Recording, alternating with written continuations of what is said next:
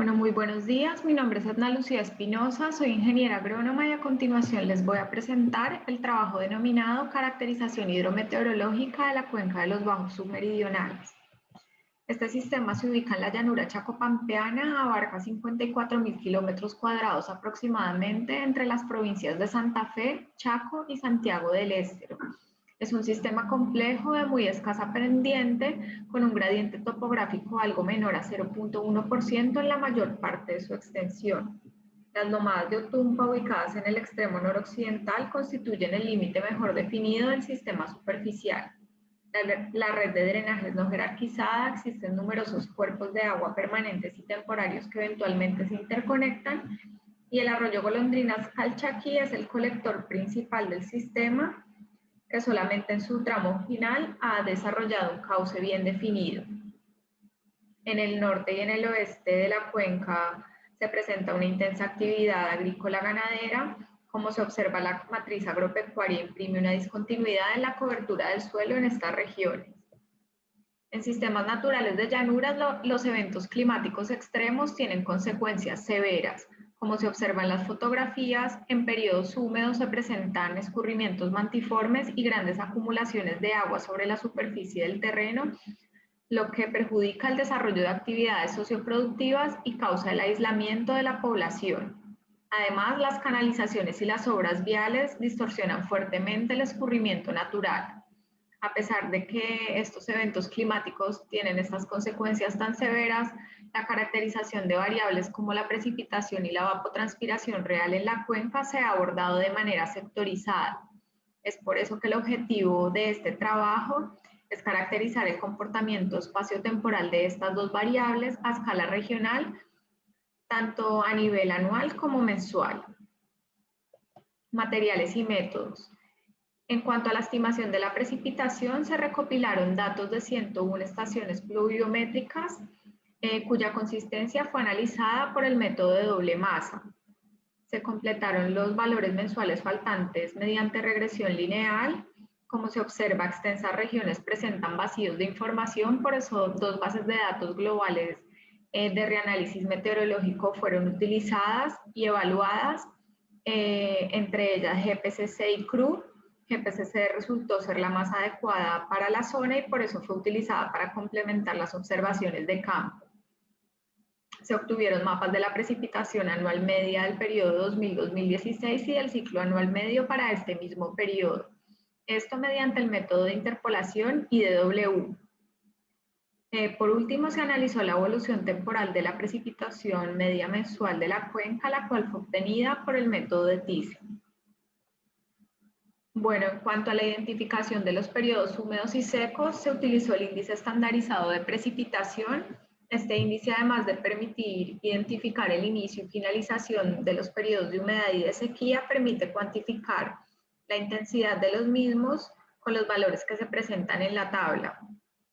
Por ejemplo, si el SPI toma un valor menor o igual a -2, el periodo es considerado extremadamente seco, y si presenta un valor mayor o igual a 2, el periodo es considerado extremadamente húmedo. La identificación de estos periodos en la cuenca se realizó con base en las series temporales medias espaciales obtenidas por el método de Thyssen para el SPI de 3, 6, 9, 12 y 24 meses. En cuanto a la estimación de la evapotranspiración real, debido a la no disponibilidad de mediciones directas de ETR en la cuenca, se evaluaron un conjunto de bases de datos que aportan valores de ETR. Para eso se utilizaron los datos mensuales observados en la torre de Edico Variance más cercana disponible. Esto es la estación Virasoro, perteneciente a la red global Flaxnet. Además, se analizaron los resultados obtenidos tras aplicar el modelo regional propuesto por Divela. Se seleccionó la base de datos que mejor representó la información observada en Virasoro en función al RMSE, y esta fue utilizada para analizar la ETR de la cuenca, de manera que se construyeron mapas de la distribución espacial de la ETR media anual y del ciclo anual medio para el periodo 2000-2016 de manera coincidente con la precipitación. Asimismo, se analizó la evolución temporal de la ETR mensual media de la cuenca. Bueno, resultados y discusión. En la figura de la izquierda podemos observar las estaciones seleccionadas consistentes luego del análisis de doble masa. De las 101 estaciones iniciales solamente fueron seleccionadas 49 y se presenta en esta figura también los puntos de GPCC utilizados para complementar estas observaciones. Los datos de GPCC vienen dados con una resolución espacial de 0.25 grados de longitud de arco. Se encontró que tienden a sobreestimar la precipitación cuando ésta se encuentra por encima de los 150 milímetros por mes, con un RMS promedio de 48 milímetros. En esta figura también se observan los polígonos de Thyssen. Por otra parte, en el mapa de la derecha se muestra la distribución espacial de la precipitación media anual, como se observa el gradiente oeste-este con una magnitud aproximada de 166 milímetros cada 100 kilómetros en la cuenca de los bajos submeridionales. Bueno, en cuanto al ciclo medio anual de precipitación, se encontró que el mismo tiene un carácter monomodal. El año hidrológico comienza en septiembre, entre octubre y abril se presentan los mayores valores de precipitación y a partir de mayo la precipitación desciende. Octubre y abril son los meses en los que se presenta la transición de la estación seca a la húmeda. Como se observa en general, entre abril y diciembre las isolíneas presentan una dirección norte-sur, el gradiente es oeste-este, mientras que entre enero y marzo el patrón muestra mayor irregularidad y no es tan clara la dirección del gradiente. Entre octubre y diciembre, la magnitud aproximada del gradiente oeste-este en la cuenca de los bajos submeridionales es de 20 milímetros cada 100 kilómetros y entre mayo y septiembre la magnitud del mismo se encuentra entre los 12 y los 17 milímetros cada 100 kilómetros. Bueno, en esta diapositiva se presentan las series temporales medias del SPI para diferentes escalas temporales. Aunque estas escalas temporales son definidas arbitrariamente, permiten identificar el déficit y el exceso de precipitación en diferentes reservorios hidrológicos. Como se observa, a medida que aumenta la escala temporal, se identifican periodos de sequía y de humedad de mayor duración. Esto se debe a que para escalas temporales cortas cada mes tiene un gran impacto y el índice puede variar rápidamente. Por eso las escalas temporales de 3 y 6 meses presentan tanta variabilidad. También se observa que respecto al SPI de 9 y de 12 meses, el de 24 meses pues es más suavizado y presenta un cierto retardo en los picos. Algo que me parece de importancia nombrar son algunos periodos o picos que efectivamente tuvieron consecuencias severas en la región y que son comunes a la mayoría de las escalas temporales analizadas. Por ejemplo, el pico observado en marzo del 2003, que fue un periodo extremadamente húmedo, muy húmedo. El pico observado en octubre del 2009, un periodo severamente seco o extremadamente seco, y el pico observado en mayo del 2010, que corresponde a un periodo moderadamente húmedo o muy húmedo según la escala temporal que se analice. Según la escala temporal que se analice, también la duración de estos periodos varía. Bueno, en cuanto a los resultados de la evapotranspiración real, en esta diapositiva se muestran los diagramas de dispersión entre los valores observados en Virasoro y los valores mensuales estimados con las diferentes bases de datos. En los diagramas de dispersión se presenta en negro el ajuste lineal por mínimos cuadrados entre el observado y lo estimado, y en línea roja se presenta la línea 1,1. Como se observa, a excepción de Terra Climate, los ajustes lineales por mínimos cuadrados presentan una desviación hacia arriba de la línea 1,1, lo que indica que las bases de datos sobreestiman los valores observados, principalmente entre octubre y abril y para valores observados mayores a 100 milímetros por mes.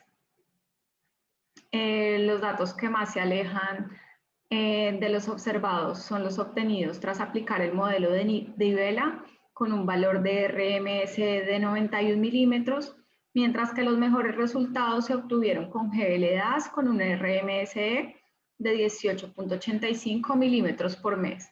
Por ende, esta base de datos fue seleccionada para analizar la ETR de la cuenca.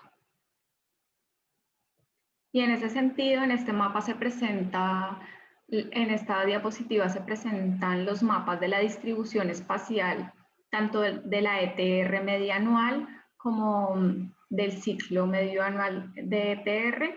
Es importante notar que si bien las gamas de colores son iguales, las magnitudes son diferentes. En el caso del mapa de la izquierda se presentan valores anuales medios. Se puede observar que el gradiente es oeste-este, de manera coincidente con lo observado en la precipitación anual, con un gradiente, una magnitud del gradiente en la cuenca de los bajos submeridionales de 208 milímetros cada 100 kilómetros. En cuanto al ciclo medio anual, se encontró que también tiene un carácter monomodal. Entre octubre y marzo se presentan los mayores valores y a partir de abril la ETR desciende. Como se observa, entre marzo y agosto en general las isolíneas presentan una dirección norte-sur, el gradiente se da en dirección oeste-este con magnitudes en la cuenca de los bajos submeridionales que se encuentran dentro del rango de los 8 a 17 milímetros cada 100 kilómetros. Entre septiembre y febrero se observa un comportamiento un tanto diferente. La dirección predominante del gradiente es noroeste-sureste, con magnitudes aproximadas en la cuenca de los bajos submeridionales entre los 8 y los 20 milímetros cada 100 kilómetros. Bueno, y por último, en esta diapositiva se presentan las series temporales medias de la precipitación y de la evapotranspiración real. Como se observa, las oscilaciones de la evapotranspiración se mantienen relativamente constantes, mientras que la precipitación presenta picos estacionales de mayor magnitud en algunos periodos. Sin embargo, se observa una relación entre ambas variables. Las dos se desarrollan de manera sincrónica. Y por último, se presenta en esta tabla los valores mínimos, máximos y medios para las series temporales que se muestran. Por ejemplo, el máximo de precipitación es de 311.7 milímetros por mes y de la evapotranspiración real es de 165 milímetros por mes aproximadamente. Bueno, finalmente las conclusiones. El uso combinado de datos puntuales observados y bases de datos debidamente contrastadas permitió llenar vacíos de información en áreas extensas de la cuenca de los bajos submeridionales. La distribución espacial de la precipitación anual mostró un gradiente oeste-este con una magnitud aproximada de 166 milímetros cada 100 kilómetros, disminuyendo desde 1150 a menos de 900 milímetros. La ETR anual mostró un gradiente en igual dirección con magnitud aproximada de 208 milímetros cada 100 kilómetros, disminuyendo desde 1100 a 700 milímetros. Se ve influenciada por la disponibilidad de agua y por el gradiente de temperatura. El SPI permitió identificar periodos secos y húmedos y su tendencia histórica que tuvieron gran influencia en el sector agrícola y ganadero. Los resultados obtenidos constituyen una valiosa herramienta para la gestión del recurso hídrico y uso del suelo, tanto para organismos públicos como para el sector productivo. Además, permiten conocer tendencias históricas del sistema. Muchísimas gracias por su atención.